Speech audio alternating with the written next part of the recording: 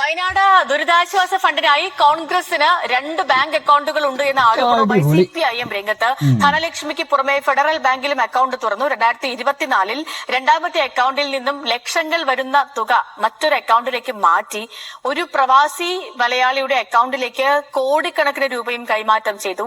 അക്കൗണ്ടിന്റെയും വിശദാംശങ്ങൾ പുറത്തുവിടണമെന്നും CPIM Wayanad fund തിരുവനന്തപുരത്തെ ധനലക്ഷ്മി ബാങ്കിന്റെ ബ്രാഞ്ചിലാണെന്നായിരുന്നു KC. എന്റെ പൊന്നു സുഹൃത്തുക്കളെ, ഇതാ കാര്യങ്ങളൊക്കെ വെളിവായി വരുന്നു. വോട്ടെടുപ്പ് നടക്കുന്നതിന് മുമ്പായിട്ട് ഏകദേശം കോൺഗ്രസിന്റെ കാര്യങ്ങളൊക്കെ അടപടലം മൂഞ്ചുമെന്നാണ് എനിക്ക് തോന്നിപ്പോകുന്നത്. നികേഷ് കുമാർ ഒരുപക്ഷെ ഇപ്പോഴത്തെ ഒരു കാട്ടുകടന്നലാണ്, CPM-ന് വേണ്ടി പ്രവർത്തിക്കുന്ന ഒരു കാട്ടുകടന്നൽ എന്നൊക്കെ പറയേണ്ടി വരും. എങ്ങനെയാണ് എവിടുന്നാണ് വാർത്തകളൊക്കെ തപ്പിയെടുക്കണമെന്ന് കൃത്യമായിട്ടും ബോധ്യമുള്ളൊരു മനുഷ്യൻ. നമ്മുടെ നാട്ടിലൊക്കെ വാർത്താ വായന രീതി അടക്കം മാറ്റിയ മനുഷ്യൻ. പിള്ളേർക്കൊക്കെ പഠിക്കാനുണ്ട്. ആദ്യമായിട്ടായിരിക്കും കയ്യത ഇങ്ങനെയും വെച്ചുകൊണ്ട് ചെരിഞ്ഞിരുന്നുകൊണ്ട് ഒരു വാർത്താ വായന വിപ്ലവം നടത്തിയ ഒരു ചങ്ങാതിയാണ് നികേഷ് കുമാർ എന്ന് പറയുന്നത്. ഇപ്പോൾ CPM-ന്റെ ഒപ്പമാണ് അദ്ദേഹം നിൽക്കുന്നത്. CPM-ന് വേണ്ടിയിട്ട് സോഷ്യൽ മീഡിയ കാര്യങ്ങളൊക്കെ കൈകാര്യം ചെയ്യുന്നതും അതിന് നേതൃത്വം കൊടുക്കുന്നതും ചെയ്യുന്നത് നികേഷ് കുമാറാണ്. സത്യം പറഞ്ഞു കഴിഞ്ഞാൽ ഇത്തവണത്തെ ഈ ഇലക്ഷൻ വിജയത്തിന് അത് LDF തന്നെ വീണ്ടും വരികയാണെങ്കിൽ ആ ഒരു ഇലക്ഷൻ വിജയത്തിന്റെ ബാക്ക്ഗ്രൗണ്ടിൽ ശക്തമായിട്ട് സോഷ്യൽ മീഡിയയിൽ ഇടപെട്ട ഒരു മനുഷ്യ എന്ന നിലയ്ക്ക് നമ്മൾ അഭിനന്ദിക്കേണ്ടത് തീർച്ചയായിട്ടും നികേഷ് കുമാറാണ്. നികേഷ് കുമാറാണ് പലപ്പോഴും ഈ UDF-നെ തറ പറ്റിക്കുന്ന രീതിയിലുള്ള പല വാർത്തകളും നമ്മുടെ മുമ്പിലേക്ക് കൊണ്ടുവന്നിട്ടുള്ളത്. അദ്ദേഹം ഇപ്പോൾ കൊണ്ടുവന്നിട്ടുള്ള വാർത്ത നിങ്ങളൊന്ന് കാണണം. ഞെട്ടിപ്പിക്കുന്നതാണ്, ഞെട്ടിപ്പിക്കുന്നത് തന്നെയാണ്. ഒരു പ്രവാസി മലയാളിയുടെ പേരിലേക്ക് കോടിക്കണക്കിന് രൂപ പോയിട്ടുണ്ട്. ആ അക്കൗണ്ട് ആരുടേതാണ്? ഇനിയാണ് കോൺഗ്രസ് ഇതുവരെ പുറത്തുവിടാത്ത ഒരു അക്കൗണ്ടിനെ കുറിച്ച് പറയാൻ പോകുന്നത്. പേനയും കടലാസും എടുക്കുക. ശവം തൂക്കുകാരുടെ ഉടായ്പകൾക്ക് അവസാനമില്ല. എന്റെ പൊന്നു സുഹൃത്തുക്കളെ, ഇതതിന്റെ ഇൻട്രോയാണ്. നിങ്ങൾ ഇതിൽ മനസ്സിലാക്കേണ്ട കാര്യം എന്ന് വെച്ച് കഴിഞ്ഞാൽ നമ്മൾ മനസ്സിലാക്കിയിട്ടുള്ളത് ഇവർ ഒരു അക്കൗണ്ടിന്റെ പേരാണ് പറഞ്ഞത്. ധനലക്ഷ്മി ബാങ്കിൽ, തിരുവനന്തപുരത്ത് എങ്ങാണ്ട് ഒരു ധനലക്ഷ്മി ബാങ്കിലാണ് പൈസ ഉള്ളത്. അതിലാകെ ഉള്ളത് 5 കോടി സംതിങ് ലൈക്ക് തുകയാണ് ഉള്ളത്. അത് എങ്ങണ്ടൊക്കെയോ അവരുടെ യൂത്ത് കോൺഗ്രസ് എങ്ങാണ്ട് പിന്നീട് ഒരു 1 കോടി ചില്ലറ കൊടുത്തു. അതെല്ലാം കൂടിയിട്ട് 6 കോടി എങ്ങാണ്ടാണ് വയനാട്ടിൽ വലിയ വിലയൊന്നുമില്ലാത്ത സ്ഥലം വലിയ വില കൊടുത്തിട്ട് വാങ്ങിച്ചിട്ടുള്ളത് നമ്മൾക്ക് കിട്ടുന്ന വിവരം. ഇനി അങ്ങോട്ട് ഞങ്ങൾ അതിൽ വീട് വെക്കാൻ പൈസയൊന്നുമില്ല, പക്ഷേ KPCC-യും AICC-യും സഹായിക്കാമെന്ന് പറഞ്ഞിട്ടുണ്ട്. ആ സഹായം കൊണ്ട് ഞങ്ങൾ വീട് വെക്കുമെന്നൊക്കെയാണ് അവർ പറഞ്ഞുകൊണ്ടിരിക്കുന്നത്. It will never happen my D, it will never happen. ഇത് സംഭവിക്കില്ല എന്നുള്ള കാര്യത്തിൽ ഒരു സംശയമില്ല. കാരണം ഇതങ്ങനെയാണ്. ഇവരുടെ ജീവിത കാലഘട്ടത്തിൽ, കോൺഗ്രസിന്റെ ജീവിതകാലത്തിൽ ചരിത്രം പരിശോധിക്കുകയാണെങ്കിൽ ഇവർ പലയിടത്തും കൊണ്ടുപോയി കല്ലിട്ടുണ്ട്. ഇവരൊരു നേതാവിന് വേണ്ടി പോലും ഇവർ കല്ലിട്ടിട്ടുണ്ട്. കരുണാകരന് വേണ്ടി അദ്ദേഹത്തിന് സ്മാരകം നിർമ്മിക്കാൻ വേണ്ടിയിട്ട് ഇവരൊരു കല്ലിട്ടിട്ടുണ്ട്. ആ കല്ല് അവിടെ എടുക്കുന്നു എന്നല്ലാതെ അതിന്റെ മേലെ പുല്ല് വളർന്നു എന്നല്ലാതെ വേറെ ഒന്നും സംഭവിച്ചിട്ടില്ല എന്നുള്ള യാഥാർത്ഥ്യമാണ്.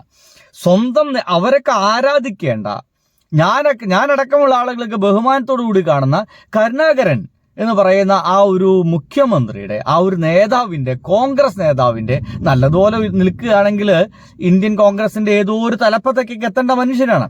മക്കൾക്ക് വേണ്ടി ജീവിതം കളഞ്ഞൊരു മനുഷ്യനാണ്. എന്തൊക്കെയായാലും ആ ഒരു നേതാവിന് വേണ്ടിയുള്ള സ്മാരകം നിർമ്മിക്കുന്നതിൽ പോലും ഇമ്മാതിരി കള്ളത്തരം കാണിച്ചൊരു ടീം ഈ വയനാട്ടുകാരെ സഹായിക്കുമെന്ന് നിങ്ങൾ ആരെങ്കിലും സങ്കല്പിക്കുന്നുണ്ടെങ്കിൽ നിങ്ങൾ ഏതോ ഒരു മൂഢസ്വർഗത്തിലാണ്. എന്തായാലും നികേഷ് കുമാറിന്റെ വെളിപ്പെടുത്തലുകൾ കാണണം. ധനലക്ഷ്മി ബാങ്കിലാണ് അക്കൗണ്ട് എന്ന് കോൺഗ്രസ് പറയുന്നു. കൃത്യമായിട്ടും ധനലക്ഷ്മി ബാങ്കിന്റെ അക്കൗണ്ടിൽ എത്ര ഫണ്ട് പിരിച്ചിട്ടുണ്ട്? ധനലക്ഷ്മി ബാങ്കിലെ 5,38,21,632 കോടിയുടെ കണക്കും യൂത്ത് കോൺഗ്രസ് നൽകിയ 1,05,00,000 കണക്കും പറഞ്ഞു. ശരി, ഈ പത്രവാർത്ത നോക്കൂ.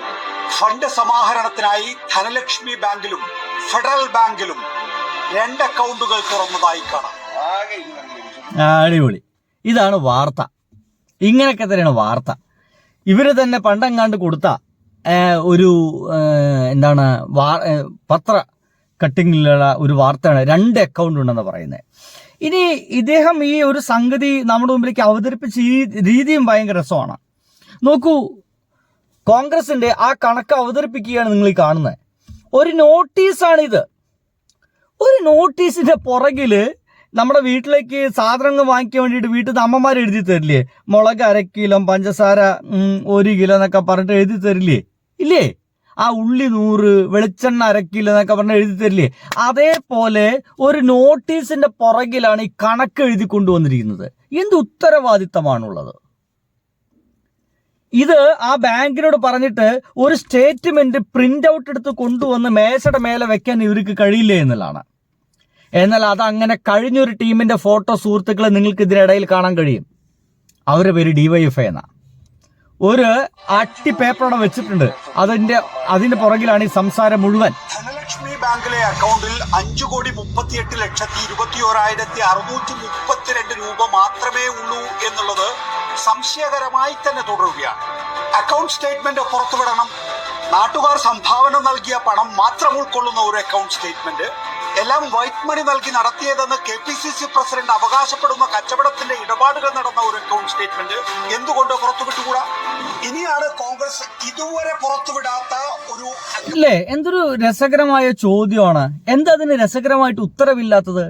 ഒരു അക്കൗണ്ട് സ്റ്റേറ്റ്മെന്റ് പുറത്തുവിടാൻ എത്ര സമയം വേണം സുഹൃത്തുക്കളെ? നമ്മൾ ബാങ്കിൽ പോയിട്ട് നമ്മൾ പറയാം എൻ്റെ അക്കൗണ്ടിന്റെ സ്റ്റേറ്റ്മെന്റ് ഒന്ന് ആവശ്യം, ഒരു 3 മാസത്തെ സ്റ്റേറ്റ്മെന്റ് വേണം, അല്ലെങ്കിൽ ഇന്ന സമയത്തെ ഇന്ന വർഷത്തിലുള്ള സ്റ്റേറ്റ്മെന്റ് വേണം, അല്ലെങ്കിൽ ഇന്ന വർഷം മുതൽ ഇത്ര വരെയുള്ള സ്റ്റേറ്റ്മെന്റ് വേണം. ബാങ്ക് പറയും ഒരു അരമണിക്കൂർ ഒന്ന് കാത്തിരിക്കൂ, അല്ലെങ്കിൽ 10 മിനിറ്റ് ഒന്ന് കാത്തിരിക്കൂ. ഇനിയിപ്പോ ഭയങ്കര പ്രിവിലേജ്ഡ് ആൾക്കാരാണ് പോകുന്നതെങ്കിൽ വിത്തിൻ മിനിറ്റ്സ് അവരെ സ്റ്റേറ്റ്മെന്റ് എടുത്ത് നമ്മുടെ മുമ്പിലേക്ക് ഇട്ട് തരും. അതുപോലും ഇവർക്ക് നാട്ടുകാരുടെ മുമ്പിൽ സമർപ്പിക്കാൻ കഴിയുന്നില്ലെങ്കിൽ something fishy, no doubt about it, something fishy. ഇനി കേൾക്ക്. അക്കൗണ്ടിനെ കുറിച്ച് പറയാൻ പോകുന്നത്, പേനയും കടലാസും എടുക്കുക. ഫെഡറൽ ബാങ്കിൽ 8 അംഗ സംഖ്യയുടെ ഇടപാടുകൾ നടന്ന ഒരു അക്കൗണ്ട് ഉണ്ട്. KPCC പ്രസിഡന്റും എന്റെ പൊന്നെ, അതെന്തത് ഈശോയെ, ആ അക്കൗണ്ട് നമ്പർ അടക്കം കൊടുത്തിരിക്കുന്നു. ഇതാണ് മാധ്യമ പ്രവർത്തനം എന്ന് പറഞ്ഞു കഴിഞ്ഞാൽ. ഇതാണ് നികേഷ് കുമാറിന്റെ മാധ്യമ പ്രവർത്തനം. ഫെഡറൽ ബാങ്കോട് അക്കൗണ്ട് നമ്പർ 13,74,000,000,4964 വെള്ളയമ്പലം ബ്രാഞ്ചിലാണത്രേ. നോക്കൂ, ഈ അക്കൗണ്ട് നമ്പർ അടക്കം വെച്ചിട്ടാണ് ഇദ്ദേഹം സംസാരിക്കുന്നത് എന്നുള്ളതാണ്. ഇതാണ് അക്കൗണ്ടബിലിറ്റി, ഇതാണ് ട്രാൻസ്പെറൻസി. KPCC പ്രസിഡന്റും പ്രതിപക്ഷ നേതാവും സംയുക്തമായി കൈകാര്യം ചെയ്യുന്ന ഈ ഫെഡറൽ ബാങ്കിലെ അക്കൗണ്ടിനെ കുറിച്ച് എന്തുകൊണ്ടാണ് ഇതുവരെ പറയാതിരുന്നത്?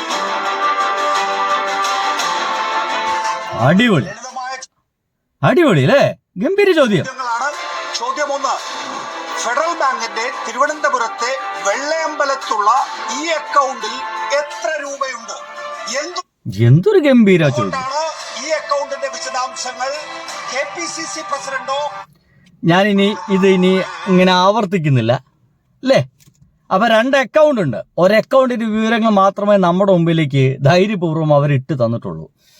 എന്തുകൊണ്ടാണ് ഇങ്ങനത്തെ ഒരു അക്കൗണ്ട് കൂടി ഉണ്ടെന്ന് നികേഷ് കുമാർ പറയുന്നത് സത്യമാണ് എങ്കിൽ, ഞാനത് സത്യമാണെന്ന് പറയുന്നില്ല, നികേഷ് കുമാർ പറയുന്നത് സത്യമാണ് എങ്കിൽ നമ്മുടെ മുമ്പിലേക്ക് ബഹുമാനപ്പെട്ട KPCC പ്രസിഡന്റും ഒപ്പം തന്നെ നമ്മുടെ VD സതീശൻ, പ്രതിപക്ഷ നേതാക്കൾ അടക്കമുള്ള ആളുകൾ എന്തുകൊണ്ടാണ് ആ അക്കൗണ്ടിനെ കുറിച്ചുള്ള വിവരങ്ങൾ നമ്മുടെ മുമ്പിലേക്ക് എത്തിക്കാത്തത്?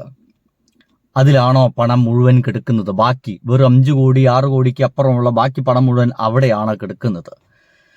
അറിയേണ്ടത് ജനങ്ങളുടെ ആവശ്യമല്ലേ? നമ്മുടെ വയനാട്ടുകാർക്ക് വേണ്ടി പിരിച്ച പണമല്ലേ സുഹൃത്തുക്കളെ? അതിന്റെ അക്കൗണ്ട് വിവരങ്ങൾ അറിയേണ്ടത് നമ്മുടെ കൂടി ആവശ്യമല്ലേ? അല്ലേ? ബൈ.